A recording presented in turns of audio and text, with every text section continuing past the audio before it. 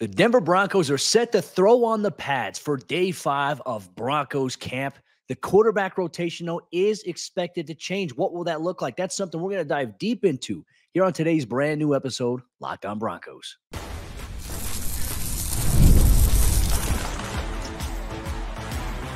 You are Locked On Broncos, your daily Denver Broncos podcast. Part of the Locked On Podcast Network, your team every day. What's happening, Broncos Country? Welcome into another episode of Locked On Broncos. I'm Cody Roark, your host, as always, credentialed Broncos media member, covering the team as a reporter for Mile High Sports, joined alongside, as always, by Broncos Country's longtime voice site expert, Sayre Bedinger of predominantly Orange.com. We bring you daily coverage of all things Broncos related here. So special shout out to all the everydayers out there. Thank you for making us your first listen, part of the Locked On Podcast Network, your team every day. On today's episode of the show, the Broncos, they're throwing on the pads. They're going to get popping a little bit on Monday for day 5 of Broncos camp. We'll break that down, what positions we're looking at. Cornerback Riley Moss had a chance to catch up with him over the weekend following Saturday's practice. He's eager to own his role this upcoming season, but more importantly, the Broncos quarterback rotation expected to change this week, according to Sean Payton. A lot to go into here on today's episode of the show, brought to you by our friends over there at FanDuel, where you can make every moment more. And obviously, as the playoffs have winded down sports, they stopped sportsing the way that we want them to. But this summer, FanDuel is hooking up all customers with a booster bonus daily. So check it out, FanDuel.com, to get started. Sayre, really going into Monday's training camp, fresh off the heels of a good bounce back response from Bo Nix. Broncos Country, if you missed that episode of our Day 4 recap, you can go check that out wherever you get your podcasts. We're available on YouTube. But going into Day 5, there's some excitement. And I think it's because, okay, hey, you saw Bo Nix respond in a big way. But now the quarterback competition, it could change this week, as Sean Payton made the hint that the rotation more than likely will change a bit this week. So I think we don't know what that's going to look like. We don't know what he means by that, but we can obviously play the what does that look like game. In your opinion, how do you think this may go?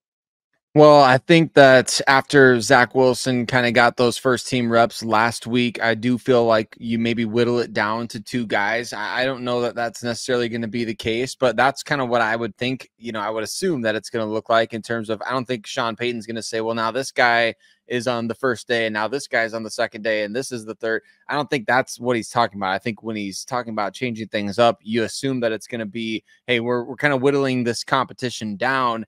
And I was interested by the fact that we heard Bo Nix talk on Saturday. He made some comments about how, his NFL career is going to be starting in Seattle and things like that. And I don't know if he meant anything by it or if he just means like literally that's the Broncos' first game.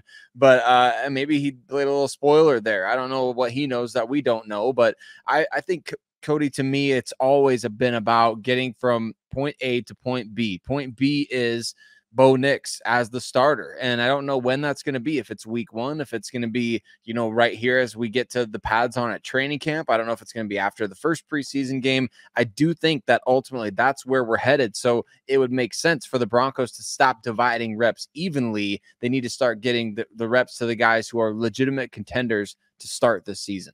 Yeah, and look, the rotation since OTAs, regardless of the order in which the quarterbacks have gone, they've each gotten 4 reps per period, which in my opinion, it's kind of like splitting hairs. Like at this point, is it worthwhile to give 4 reps to your quarterback, in this one situation, and then after 4 reps, okay, it's the next guy. And I think as camp goes on, you start wasting more of the valuable reps that'll get you ready for the season, right? Because, hey, we're about a week and a half, almost 2 weeks away from the Broncos' first preseason game.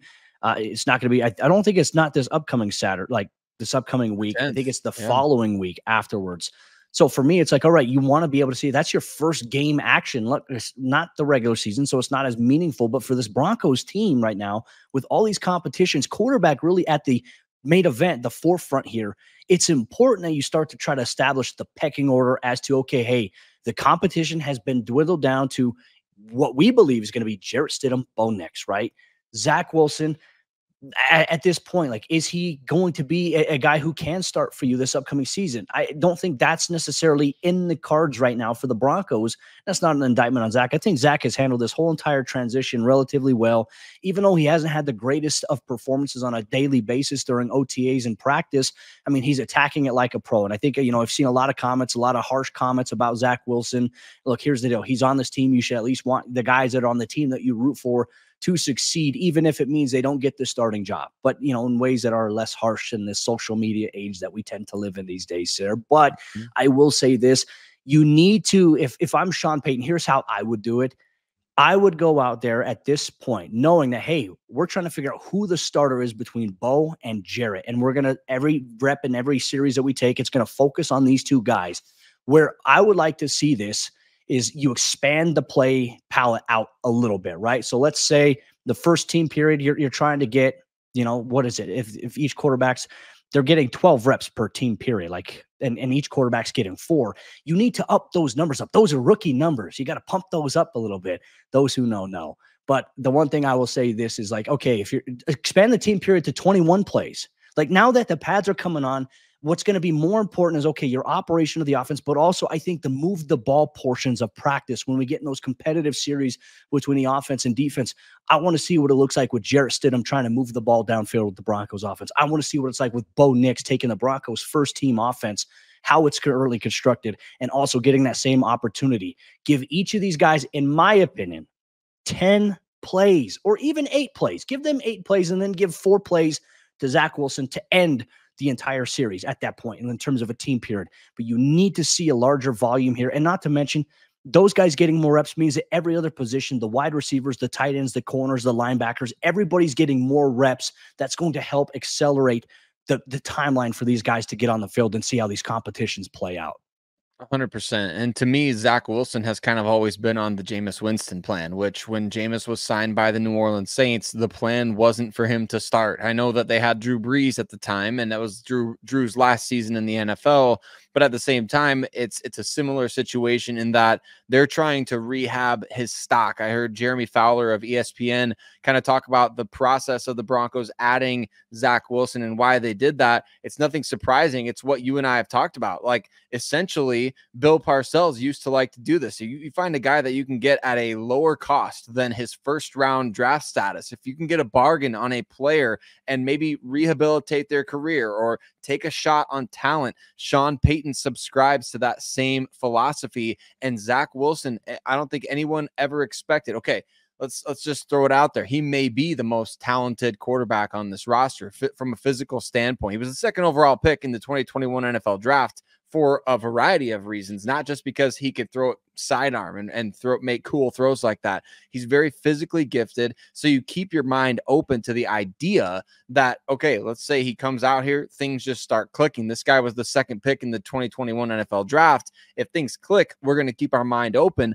But ultimately, the realistic plan all along has always been, in my opinion, to let this guy learn your system for a year, bring him back in 2025 as your number 2 quarterback and see what happens there, because quarterbacks are the most valuable currency in the NFL. The Broncos, we don't know if they're going to have Jarrett Stidham be on this year. He's a free agent next offseason. So to me, that's always been the plan for Zach, is let him grow in this offense. Let Davis Webb get his work with him. Let Joe Lombardi and John Morton and Sean Payton and all these guys work with him day in, day out, be in the meeting room, giving him feedback, tailoring and tweaking his game.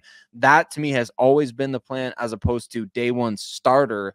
You've got a first round pick and you've got a guy that was in the offense for an entire year. How is a guy that's brand new to this going to come into that and beat those guys? So to me, that's always been the plan for him. So no surprise if indeed they do decide to ramp up Bo Nix and Jarrett Stidham with the pads coming on. And Sean did say there is a possibility that the team keeps 3 quarterbacks on the 53 this year. I don't see the need for that, but I also think the reality for Zach Wilson, his career, I still think he'll be in Denver this year, even if he's on the practice squad. I don't know if there's another team out there, unless he balls out in the preseason and there's some team that says, hey, we could use that.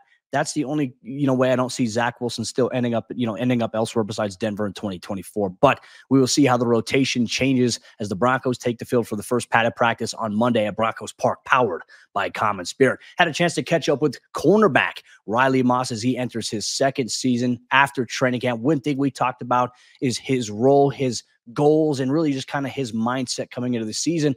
He talks about owning his role, and we'll dive deeper to that. You're going to hear from him on today's episode, Locked On Broncos. Today's Locked On Broncos podcast is brought to you by our friends over there at FanDuel, America's #1 sportsbook. And look, summertime is winding down. Football season is about to begin. You've got Major League Baseball that's currently ongoing right now as their season begins to heat up. But if you want to get in on the action for NFL preseason, FanDuel is the perfect place to get involved on the action here this summer, because FanDuel, they are hooking up all customers with a boost or a bonus daily. That's right. There's something for everyone every day, all summer long. So if you want to go in and play some NFL futures bets, you can do that inside of the FanDuel Sportsbook app. So do me a favor, go on and head over to FanDuel.com and start making the most out of your summer. Once again, that's FanDuel.com. FanDuel is the official sports betting partner of Major League Baseball. Get in on the action today with America's #1 sportsbook. Riley Moss is going to own his new role in 2024 for the Denver Broncos. What is that going to be? And is Riley Moss one of the top breakout players on the team? I think he very well could be this season. We're going to talk about Riley Moss and hear a little bit from him as Cody got a chance to talk to him at Denver Broncos training camp. But Broncos Country, I want to say thank you to all of you that make Locked On Broncos your first listen of the day every single day, wherever you get your podcast. And you everydayers already know, hit subscribe. If you're not an everydayer already, ramp it up to listening or watching the show every day. If you haven't gone over to YouTube, check that out on YouTube and hit subscribe if you haven't already done so. We're on the road to 15K subscribers, and that includes every single one of you. We love engaging with you every day on Locked On Broncos. But let's talk about Riley Moss, one of the potential breakout players on this defense, which is in need of a couple of breakout players, I would say, especially after some departures and maybe some question marks that were raised last year. The Broncos trade up in the 2023 draft to get Riley Moss out of Iowa, and we know he was balling at Iowa, making plays on the football, making plays after he caught the football, picking off passes because he knew we got to score points. This offense can't do it. Riley Moss has always been fascinating to me as a former walk-on, somebody who's very athletic, somebody who played special teams last year, Cody, but he could be in line for a breakthrough role this season defensively. Yeah, and look, I think the timeline for him is it's been impacted a little bit because of last year's injury during training camp. We all know he had the core muscle injury that happened. He had to have surgery. That was a hard time for Riley. He reflected on that, and it was tough for him to not get those reps in camp or play in the preseason. And then, you have to sit on, the IR shelf for quite some time. And then when you get activated, it's like, hey, we got to be smart with how we utilize you.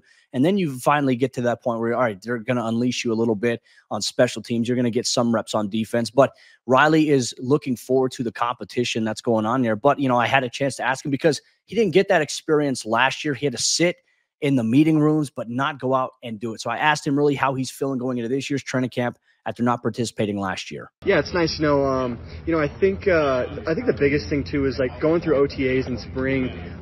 You learn the installs, and it's a lot slower process. You get into camp, and it's kind of like, all right, we went through this stuff. Now it's time to go and get a bunch of reps at it. And it's really nice to be able to be in camp and get that amount of reps and be able to be healthy and get through, hopefully, knock on wood, an entire training camp. I don't think it can be overstated how important it is for these players to be at training camp, right? And I think Riley Moss is the prime example of that last year. I mean, we kind of expected, being that the Broncos did trade up for him. You and I talked on this show, like he could be in line to start with Damari Mathis in the competition last year. Nobody really saw Fabian Moreau playing a big role defensively. But then when Moss went down in training camp with the injury, it really complicated things. It put his beginning of the season in jeopardy. And because he wasn't able to be out there during training camp, the Broncos were kind of forced to go with the veteran experience in season when Damari Mathis struggled. So now getting these reps in training camp, I think it's huge for him to be able to do this, to be able to prove, all right, as they're cross-training these guys at, playing outside, playing in the nickel, doing all these different things. It's big for Riley Moss to be able to get this time on task here in July. Yeah, you need that too. And I think for him, he's also embraced this competition, well. I mean, yeah, they brought in Levi Wallace, a veteran guy in the offseason. Damari Mathis, former draft pick, is still on the team. And these guys are competing. Look, yeah, I think you're seeing a healthy combination. I really think the competition for that position right now, from what we've seen so far through the first week of training camp, is really between Damari, Riley, and Levi Wallace. And each of these guys, their athleticism is showcasing. For Levi Wallace, his veteran prowess. I mean, he's a smart football player. He's making good plays on the football. He's disguising. That's what led to, I think, a user lurk on Bo Nix in last Saturday's practice there. But like, the competition is going on. These guys are pushing each other, but also more importantly, they're embracing the competition. And even though they want to start, like, they're also, I'd say, supportive of one another. Here's what Riley had to say about the competition with guys like Levi and Damari. Yeah, I think it's one of those things where it's, iron sharpens iron, and it sounds cliche, but, I think everyone's getting better. Levi, Damari, me, I think it's good for us. It pushes us to be better every day, and look at the little things, because the little things count at the end of the day, and I think that's what makes you a better player. Absolutely. When you're focusing on the details, it's everything. When you're getting to an NFL regular season, you're asking a guy to go play. I mean, if let's say Riley Moss does open the season, Cody, I mean, they're going up against Tyler Lockett, DK Metcalf, Jackson Smith and Jigba right away. So, I mean, if you're not focused on the little things, game one, you're going to be tested. You're going to get picked on. You are going to be the person that other teams look at on film and identify and say, how do we get matchups against that guy? So Riley Moss understands that. There was a lot of, he just kind of, he did play a versatile role at Iowa as well, but a lot of times Phil Parker's asking those guys to go play in zone coverage out there and let the front four do its thing. And now in Denver under Vance Joseph, Cody, I mean, he could be asked to do a lot of different things out there in terms of his role as a cornerback, not just say, well, either playing in the slot or playing on the outside, but mixing man coverage and zone coverage and being able to be experienced and good at both of those things. Yeah, I think, part of it, at Iowa, in college, we were pretty much, playing outside. And here, you get into those mans, where you get in an upset where you got to go over because there's two receivers. You're playing in the slot, even though, you're playing corner. So you got to be able to do everything. And I think I've grown a lot since last year, taking nickel reps and dime reps for then, for me to be over in these corner spots in the slot. So it's paid off well for him. And just from what I've seen at practice, like, you are seeing times where he's moving inside the nickel and he's playing on the outside. Now, earlier he mentioned something there about nub sets. That's where, you have two receivers. Like, you may have a motion to where, you bring in a guy close to another receiver. It's like, all right, how do you communicate, like, where you're at? Like, if you're on the outside and it's man and your guy goes in, you got to follow. Okay, how do you adjust on who you're covering? Like, offenses have really kind of favored that, and we've seen Jim Leonhard really embrace this in terms of positional versatility since coming on as a defensive backs coach there. But he's really embracing it, and he feels like he's confident. Whether he can play in the slot, he can play a different type of role, maybe in the dime, or even on the outside. He's confident in his ability at corner.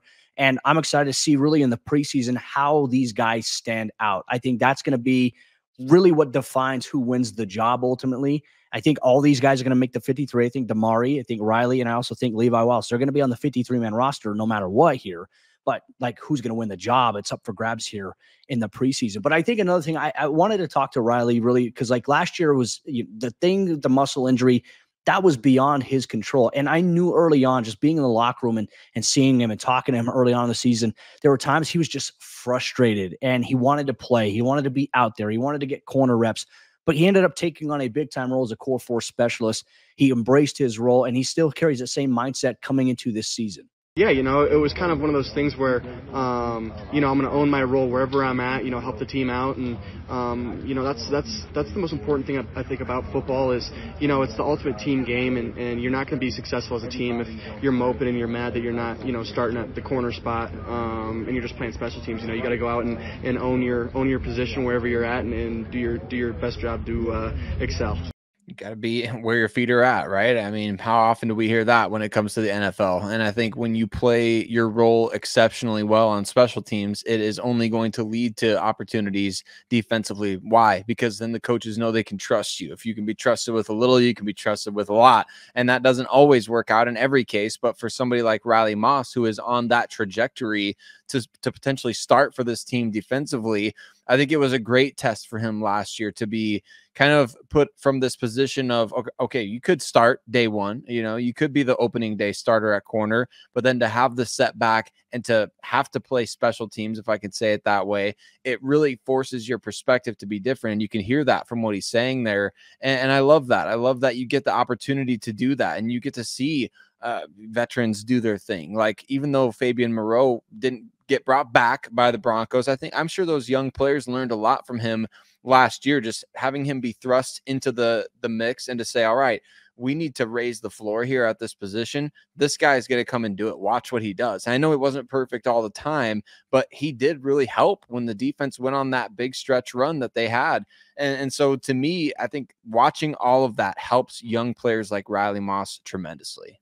Well, and on top of that, now you add a guy like Levi Wallace into the mix. They're learning as much equally in that regard. And obviously, Pat Surtain's the leader in the clubhouse of that room, leads by example. So, a lot to be excited about. This one of the position competitions I'm probably the most thrilled to watch how it plays out in the preseason. And Broncos Country, we're obviously eager for your thoughts on that as well. One thing we are going to dive deep into for day 5 of Broncos camp, the pads come on, they start popping. What positions are we looking at, and what position battles do we have our eyes on as the pads come on during Monday's camp? You're going to get that here on today's episode, Locked On Broncos. Today's show was brought to you by our friends over there at the Game Time app. And look, if you're trying to take your friends or family to an event this week, whether that's a Colorado Rockies game or the Foo Fighters concert this week, Game Time is the place to go. Game Time, they're also an authorized ticket marketplace for Major League Baseball, which makes getting tickets faster and easier because prices on the Game Time app, they actually go down the closer that it gets to the first pitch with killer last-minute deals, all-in prices, views from your seat, and their lowest price guarantee. Game Time, they take the guesswork out of buying MLB tickets or tickets to your favorite events that are going on near you. Whether it's concerts or whether it's NFL preseason games that are coming up, Game Time has access to everything. Last-minute deals where you can save up to 60% off buying last minute for sports, concerts, comedy, theater, and more. Plus, Game Time ticket coverage. Your purchase is covered with the most flexible customer service policy in the ticketing industry. So take the guesswork out of buying MLB tickets with Game Time. Download the Game Time app, create an account, use code LOCKEDON NFL for $20 off your first purchase. Terms apply. Again, create an account, redeem code LOCKEDON NFL for $20 off. Download Game Time today. Last minute tickets, lowest price guaranteed. The Broncos are set to throw on the pads on day 5 of Broncos camp on Monday in front of Broncos Country. Now, one thing we do know is that the pads, they are the true evaluator. You play the game in pads. That's how you evaluate maybe where your strengths are at, maybe where your weaknesses are at. And that's something we'll dive deep into here on today's episode of Locked On Broncos, really opening things up here. Sayre, I feel like for me, we can look at players, we can look at specific position groups. I think ultimately, like, we're all going to be monitoring quarterback, right? So, like, how do these guys do with pads? Like, even though their position and operation isn't as necessarily impacted in terms of what they do from a pad standpoint, it's the offensive line against the defensive line, in my opinion, that's going to influence how the quarterbacks do when they do throw on the pads here on Monday. I'm excited about that. Like we've mentioned early on here in training camp, the defensive line, they've done a good job of generating pressure. But here's the thing, the offense is limited. What's it going to be like now for the defense when the offense can actually engage on the interior frame in between the shoulder pads to be able to maintain their blocking scheme to open things up and give QBs time or open up run lanes? To me, you're going to see the Broncos' expensive offensive line against a revamped and boosted defensive line manned by Zach Allen, DJ Jones, and John Franklin Myers, who Sean Payton told us in OTAs, I'm excited for when the pads come on when he's out there. He says he's a physical guy. He's a nasty guy. And the Broncos need more of that. When you watch him play, whether it's the Jets, the Rams, whatever, I mean, John Franklin Myers brings an energy level that to me is infectious. And I know that a lot of times you bring in free agents, you kind of don't have a familiarity with certain guys. But with John Franklin Myers, I feel like there was a time when we really wanted him to come to Denver as a free agent. So you watch a lot of what he's just a great personality that seems like he's rubbing off on everybody. You can tell me, Cody, what you feel about that, but yeah, I just feel like he's that type of guy that he brings an energy that everybody wants to match. No, 100%. I'll tell you, the first day of training camp, when we were out there, like in terms of them coming out on the field, we can be closer to it as they walk out, so we can take roll. Franklin Myers comes out and he looks at us and he goes, JFM. JFM. He's like, come on, guys. I need your, like, yeah, he's funny guy. Like Malcolm Roach, DJ Jones, that room, they have some dogs in that room on the defensive line. They have a good attitude, but man, they got some personality. And I think you're going to see that on the football field this year. I think that unit's going to be very, very different than what we saw last year. And JFM's a big component of that. But he's kind of energized that room. Like they just have a different mentality to them. And now it's like, all right, hey, you talked about it. Now we want to see it when the pads come on in practice. Obviously, you don't want to go too extreme against your own guys. But then, okay, hey, first preseason game against the Colts on the road. Perfect test to unleash a little bit of what you hope to see in the regular season. There is that. I also feel like, too, Sayre, the linebacker position, and obviously this can tie in also with the running backs because often at times these guys are colliding with one another. This is where the contact really happens, is between the linebackers and the running backs.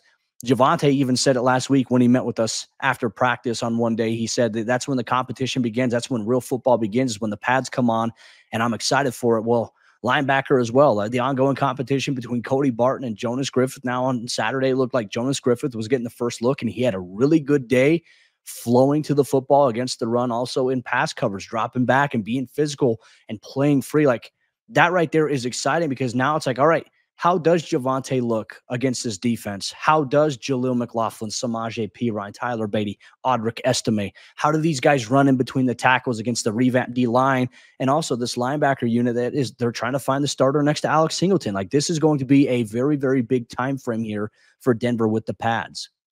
It is. And when you talk about that running back position, really being given an opportunity here as the pads come on, I think right now we know that the talk of the discussion has been 3 guys at running back plus Michael Burton at fullback. I can't help but wonder if these guys show out. I mean, do the Broncos change things up on the roster and say, let's keep 4 running backs? That's something that I'm watching for as training camp progresses here, because you see Bo Nix throw the touchdown pass to Samaje Perine, and all of a sudden you're reminded after Saturday's practice just a little bit like, all right, I know Samaje is one of the best pass catching backs in the league, I would say. I mean, I don't think that's a stretch to say. I think he's very, very good at it. And we saw that last year. How many games did the Broncos win because he was able to get past the sticks and make plays as a receiver? So I think there's a chance that we see as the pads come on. I don't think anybody's going to lack for hype with Audric Estime. I don't think there's going to be any lack of hype for Javonte and Jaleel. And I think Samaje factors in. It's like, if you can't trade somebody like that, you're better off keeping them and figuring out a way to adjust your roster otherwise, as opposed to just saying, all right, well, Samaje, sorry, man, we're only keeping 3 running backs because that's what we always do.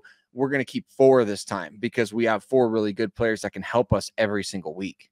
I could very well see that. I'm glad you brought it up. Yeah, the 4 backs, not including Michael Burton. You're going to keep Burton at fullback. Maybe you keep 3 tight ends on the active roster this year. Maybe you keep 1 less offensive lineman. Or, you're going to have to supplement, maybe in other positions, or sacrifice the amount of guys you can carry. Luckily, that's not our decision to make. I know that'd be a very tough decision if, we got put on the spot now. I think maybe you can expect a early projection of the 53-man roster at some point in the next month or so here. Sayre and I will break all that down. But another position I feel like will be amped. I want to see the defensive backs against these receivers and tight ends. Now, like for Greg Dulcich, obviously you caught a touchdown this past week. He's had a really good training camp during week 1 and stayed healthy. The one thing we've seen him have success with is the underneath stuff and also his yard after the catch ability. So what happens when you can't necessarily, like without the pad, you can't really do it in a way that's going to simulate it in a real game fashion. But if I'm a defensive coordinator, I'm saying, hey, I'm going to jam Greg Dulcich. I'm not going to give this guy a free release to cross or to go vertically. Like, we're going to get hands on number 80, try to slow him down a little bit and